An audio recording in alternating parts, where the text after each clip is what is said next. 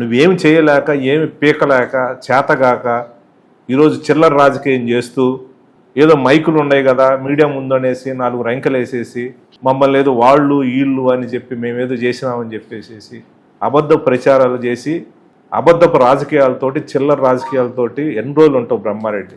మాటకు మాట అంటాం మాకేం పెద్ద సమస్య కాదు. నువ్వేదో మగాడు గిగాడు అంటావు, నీ వయసుకు గౌరవిస్తున్నావు.